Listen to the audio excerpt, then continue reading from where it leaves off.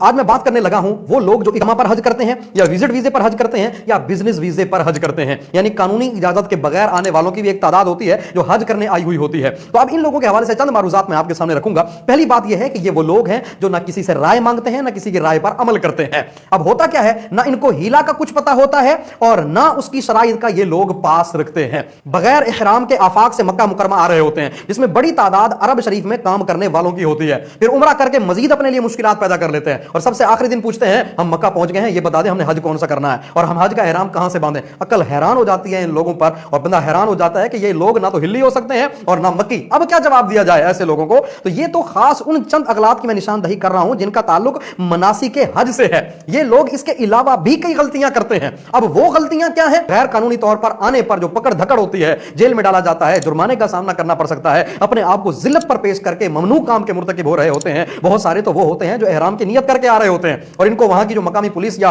फौज की तरफ से इजाजतनामा इनके पास नहीं होता, रास्ते पर चौकी लगी होती है, वहां इनको रोक दिया जाता है या वापस इनको भेज दिया जाता है और ये लोग वापस हो जाते हैं और एहराम की चादरें उतार के समझते हैं हमारा एहराम तो खत्म हो गया। हरगिज हरगिज ऐसा नहीं है। उनका ये एहराम उसी वक्त खत्म होगा जब पहले इनकी तरफ से हरम मक्का में जानवर ज़िबा कर दिया जाए और ना तो इनको ये मसला मालूम होता है ना एक तादाद ऐसा करती है। ऐन मुमकिन है कि सारी उम्र एहराम ना उतरे और खिलाफ वर्जियों का बोझ इनके कंधों पर आता रहे। खुदारा इन चीजों से बचें। बाज खुद को होशियार समझने वाले भी ये कर रहे होते हैं कि पुलिस चौकी आने पर एहराम की चादरें उतारकर कमीज वगैरह सिला हुआ लिबास पहन लेते हैं, हालांकि इहराम की हालत में ऐसा करना हराम है।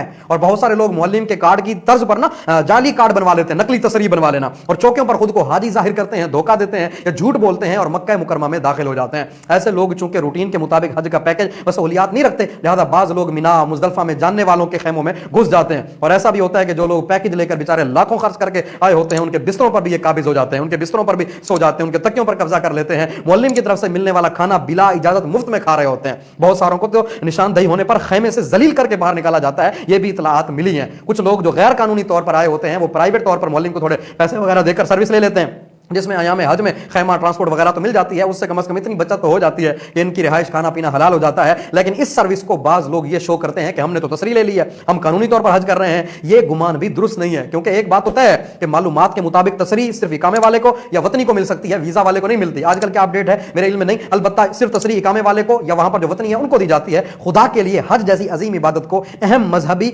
फरीजा समझकर कवानीन शरीयत के मुताबिक ही जो है वो अंजाम दे। अब करना क्या चाहिए? सबसे पहले तो कानूनी तकाज़ों के मुताबिक हज की कोशिश करें कि जो जरूरी चीज है। अरब में रहने वाले 5, 7, 8 हजार रियाल में जो है वो बेहतरीन तरीके से हज अदा कर सकते हैं। कम तनख्वाह वाले 3 से 4 साल में ये रकम जमा कर सकते हैं और ज्यादा तनख्वाह वाले इससे पहले भी। तो इस बात पर गौर करें कि जो हज पैकेज पर और हज वीजा पर आता है वो रूटीन के मुताबिक आता है, मिकात से एहराम बांधने में उसे कोई परेशानी नहीं होती। लेकिन छुप छुपा कर मक्का मुकरमा पहुंचने वाले रूटीन पर अमल नहीं कर रहे होते, आपके खास मनासिक में जो है वो गलतियां करने के ज्यादा चांसेस होते हैं। बल्कि मुशाहदा यही है कि ज्यादातर ऐसे लोग ही गलतियां कर रहे होते हैं। ऐसे लोगों को खुद को स्पेशल समझते हुए स्पेशल ध्यान और मालूमात की जरूरत है। याद रखिए, हज सिर्फ शौक का नाम नहीं है, बल्कि इस्लाम के 5 अरकान में से एक अहम तरीन रुकन है। गैर कानूनी तौर पर पकड़े जाने पर जो है वो धक्कम पेल भी होती है, जुर्माना भी होता है, जेल में ये सब खतरात मोल लेकर खुद को जिल्लत पर पेश करके हज पर जाना हरगिज कोई अक्लमंदी नहीं है। अल्लाह